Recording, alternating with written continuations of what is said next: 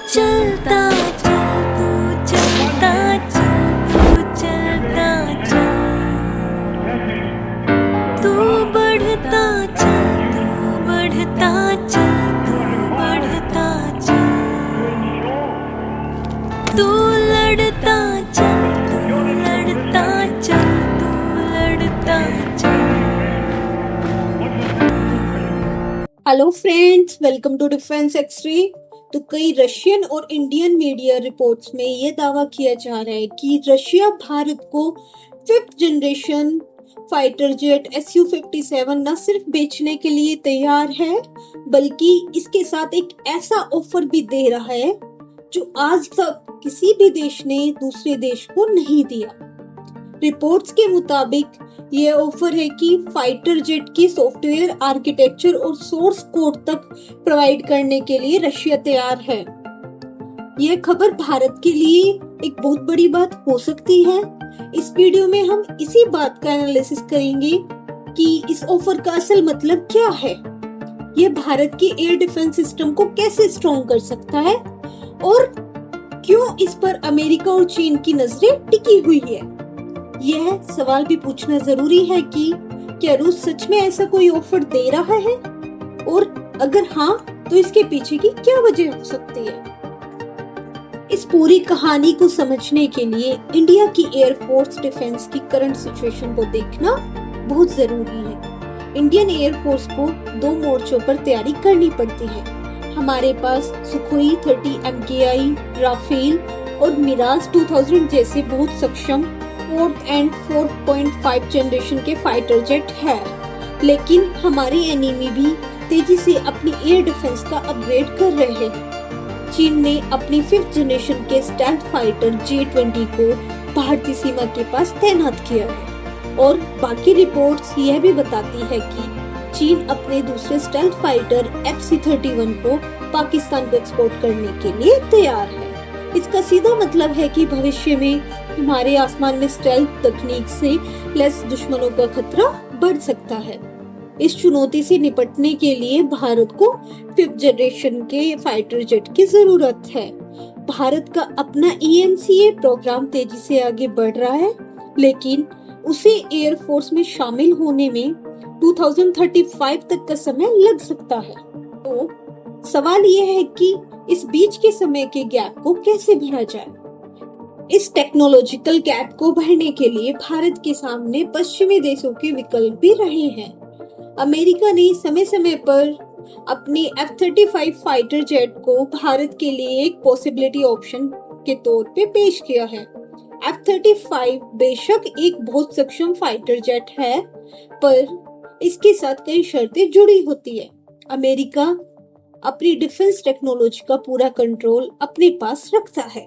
F-35 खरीदने वाले देशों को इसके सोर्स कोड तक की पहुंच नहीं दी जाती, जिसका अर्थ है कि अपग्रेड और वेपन्स इंटीग्रेशन के लिए अमेरिका पर डिपेंडेंसी बनी रहती है। इसी तरह फ्रांस से राफेल की खरीद में भी हमें राफेल का सोर्स कोड नहीं मिला। इसकी वजह से राफेल पर इंडियन मिसाइल्स जैसे भविष्य में ब्रह्मोस का इंटीग्रेशन करने के प्रोसेस को लेकर मुश्किलें हो सकती हैं, और इसमें मेन मैन्युफैक्चरर कंट्री की हेल्प जरूरी हो जाती है। यह किसी भी आत्मनिर्भर देश के लिए एक स्ट्रेटेजिक मजबूरी बन जाती है।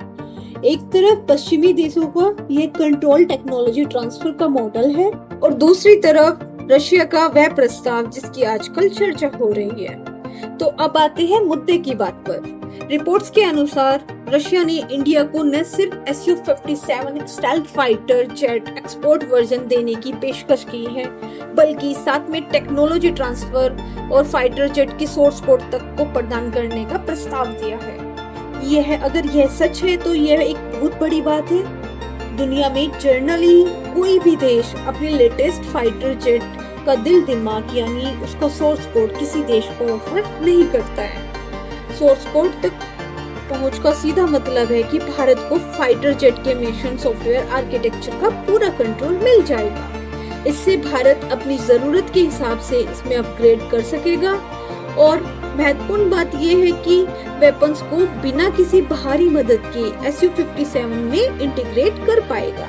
सोचिए, Su-57 की स्टेल्थ क्षमता के साथ जब भारत की मिसाइल्स ब्रह्मोस, एनजी, अस्त्र मिसाइल्स और रुद्रम जैसी मिसाइल से जुड़ेगी तो यह कितना घातक संयोजक बनेगा।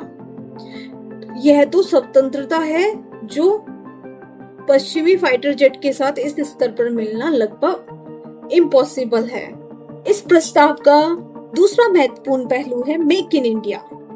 कहा जा रहा है कि रशिया फाइटर जेट का प्रोडक्शन HAL की नासिक फैक्ट्री में करने को तैयार है, जहां पहले से ही 272 Su-30 MKI फाइटर जेट का निर्माण हो चुका है।